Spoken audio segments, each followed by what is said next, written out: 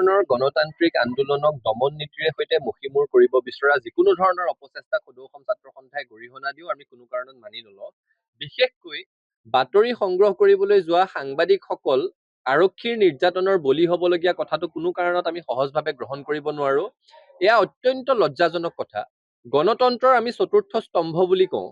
তেখেতসকলে নিজৰ জীৱনকো তুচ্ছ কৰি বিভিন্ন সময়ত বাতৰি পৰিৱেশন কৰে। সেয়া ভূমিকম্পই হওক বা বানপানীয়েই হওক, সকলো মানুহ ঘৰত সোমাই থাকিব পাৰে। সেয়া কভিডেই হওক বা সংঘৰ্ষই হওক, সকলো মানুহ নিৰাপদে থাকিব পাৰে। কিন্তু সাংবাদিকসকলে নিজৰ জীৱনকো তুচ্ছ কৰি তেওঁলোকে বাতৰি সংগ্ৰহ কৰি জনতাৰ মাজত বাতৰি বিলাই দিয়ে। য'ত নেকি লেবানন, চিৰিয়া, পেলেষ্টাইন, ইজৰাইলৰ দৰে যুদ্ধ বিধ্বস্ত অঞ্চলতো সাংবাদিকসকলে তাত বাতৰি পৰিৱেশন কৰি আছে, তেনেস্থলত অসমৰ ৰাজধানীত গুৱাহাটীৰ মাজমজিয়াত বাতৰি পৰিৱেশন কৰিবলৈ গৈ সাংবাদিক যেতিয়া আৰক্ষীৰ নিৰ্যাতনৰ বলি হ'ব লগা হৈছে, সাংবাদিকে যেতিয়া টিয়াৰ গেছ খাবলগীয়া হৈছে, তাতকৈ বেছি লজ্জাৰ কাৰণ অসম চৰকাৰৰ কাৰণে একো থাকিব নোৱাৰে।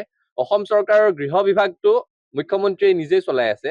গতিকে আমি ছাত্ৰ সন্থাই স্পষ্টভাৱে ক'ব বিচাৰিছো যে সাংবাদিকসকলৰ ওপৰত হোৱা এই নিৰ্যাতনৰ কাৰণে, সাংবাদিকসকলে টিয়াৰ গেছ খাবলগীয়া হোৱা এই পৰিৱেশৰ কাৰণে আচলতে মুখ্যমন্ত্ৰীগৰাকীয়ে লাজ পোৱা উচিত আৰু তেখেতে অসমৰ সংবাদ মাধ্যমৰ ওচৰত নিঃস্বাৰ্থ ক্ষমা খোজা উচিত। আমি স্পষ্টভাৱে ক'ব বিচাৰিছো আৰু আৰক্ষীকো সকীয়াই দিব বিচাৰিছো, আপোনালোকে দমন নীতিৰে সৈতে আন্দোলন বন্ধ কৰিবলৈ গৈ কোনো কাৰণত যাতে আৰু সাংবাদিক নিৰ্যাতনৰ দৰে ঘটনা দুনাই নঘটায় তাৰ কাৰণে আপোনালোককো সকিয়নি প্ৰদান কৰিছো। ধৰণৰ গণতান্ত্ৰিক আন্দোলনক দমন নীতিৰে সৈতে মষিমূৰ কৰিব বিচৰা যিকোনো ধৰণৰ অপচেষ্টাক সদৌ অসম ছাত্ৰ সন্থাই গৰিহণা দিও আমি কোনো কাৰণত মানি নলওঁ।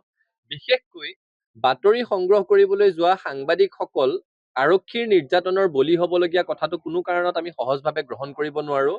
এয়া অত্যন্ত লজ্জাজনক কথা। গণতন্ত্ৰৰ আমি চতুৰ্থ স্তম্ভ বুলি কওঁ। তেখেতসকলে নিজৰ জীৱনকো তুচ্ছ কৰি বিভিন্ন সময়ত বাতৰি পৰিৱেশন কৰে।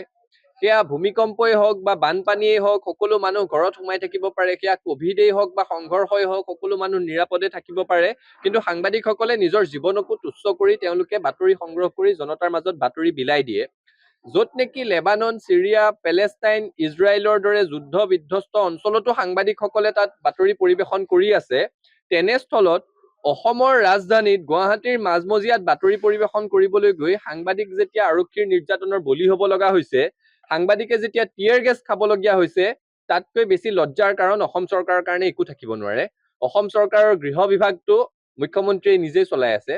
গতিকে আমি ছাত্ৰ সন্থাই স্পষ্টভাৱে ক'ব বিচাৰিছো যে সাংবাদিকসকলৰ ওপৰত হোৱা এই নিৰ্যাতনৰ কাৰণে, সাংবাদিকসকলে টিয়াৰ গেছ খাবলগীয়া হোৱা এই পৰিৱেশৰ কাৰণে আচলতে মুখ্যমন্ত্ৰীগৰাকীয়ে লাজ পোৱা উচিত আৰু তেখেতে অসমৰ সংবাদ মাধ্যমৰ ওচৰত নিঃস্বাৰ্থ ক্ষমা খোজা উচিত। আমি স্পষ্টভাৱে ক'ব বিচাৰিছো আৰু আৰক্ষীকো সকীয়াই দিব বিচাৰিছো, আপোনালোকে দমন নীতিৰে সৈতে আন্দোলন বন্ধ কৰিবলৈ গৈ কোনো কাৰণত যাতে আৰু সাংবাদিক নিৰ্যাতনৰ দৰে ঘটনা দুনাই নঘটায় তাৰ কাৰণে আপোনালোককো সকিয়নি প্ৰদান কৰিছো।